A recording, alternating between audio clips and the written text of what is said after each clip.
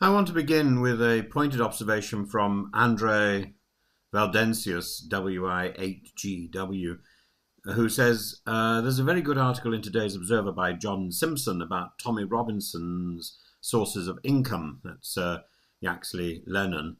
And Robert Schuman, the tech billionaire, is probably the most important. He also funds Katie Hopkins. He is a great advocate for the IDF and supports the Israeli government as well as US policy in the Middle East. There's David Horowitz's Freedom Center, which is an extremely important conduit for the funding of far-right groupings, not just in the USA and UK, but also across the continent. Without the backing of these usually US-based billionaires, Robinson would be a Luton-based street corner agitator of no importance. The quotation sets the stage. Robinson and Hopkins are not self-financed mavericks scraping funds from British loyalists. They are beneficiaries of a well-developed pipeline of US-based wealth.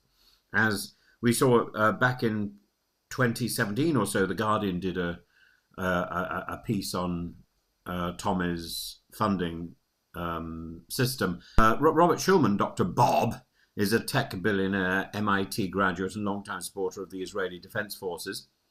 His money transformed Robinson in 2017 from an English Defence League demagogue into a self-styled citizen journalist.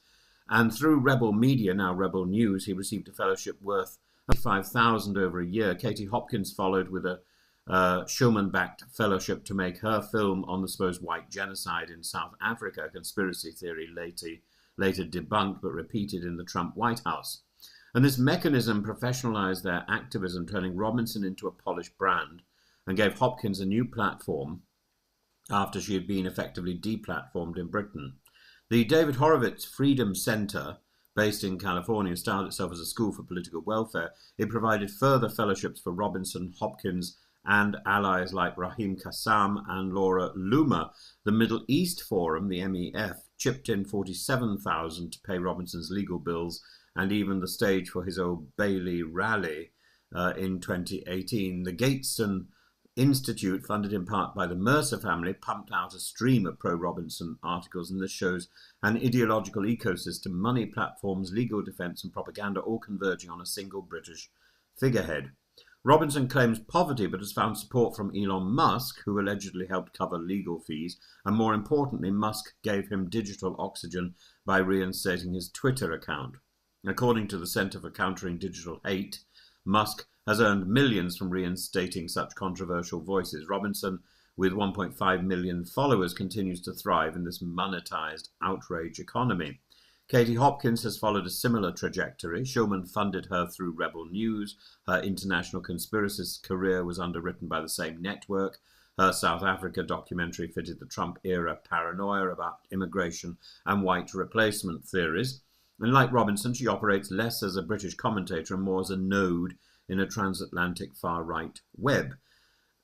Yet, does this financial ecosystem touch others? Like, for example, Katie Hopkins' friend Alex Belfield. The answer is, well, not directly via Schulman fellowships, but the mode is parallel. Belfield's rise relied on small donor crowdfunding and YouTube monetization and a network of right-wing sympathizers amplifying his voice. Unlike Robinson and Hopkins, he was not adopted by US billionaire patrons, yet the same dynamic is visible.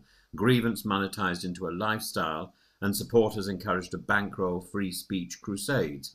These finances bleed into politics. Farage, as reported in the Sunday Times, failed to register who bankrolled his trip to Florida for a Trump fundraiser. Top-tier tables cost $25,000, as Daisy Cooper MP remarked, and Farage needs to come clean on who's bankrolling his trips abroad to badmouth Britain.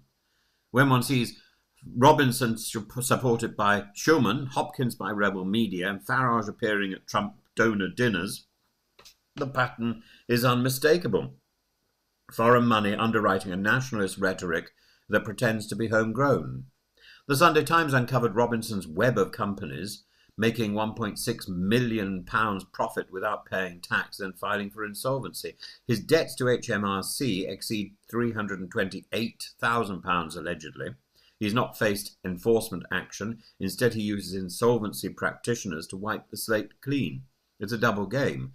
The man who claims poverty before the court simultaneously lives on US stipends and dodges UK tax obligations. Well, if he can make it work, I suppose I take my hat off to him. Funding fascism is expensive. Robinson's marches, Hopkins' films, and their online influence are not spontaneous eruptions of public anger. They are curated, subsidized, and packaged by wealthy benefactors with their own agenda. As Andre Valdencius reminds us, he who pays the piper calls the tune.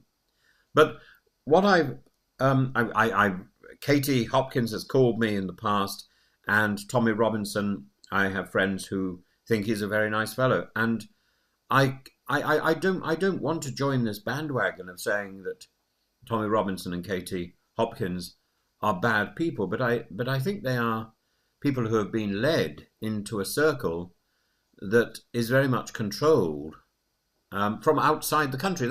That's what I find so disturbing, and their followers seem to be hell-bent on saying, this is about freedom of voice, but freedom of voice, which is controlled and bankrolled from outside the UK. The Shulmans, the Mercers, the Musks of this world don't care about Luton or Clacton. They care about advancing their cultural wars, their foreign policy agenda, and their business interests. Strip away the money, and Robinson would indeed be a pub corner agitator. With the money, he becomes an international brand. Katie Hopkins, once reduced to shock jock obscurity, is reborn as a global conspiracist. The question for Britain is not simply what Robinson and Hopkins say, but who pays them to say it, and what those patrons want in return.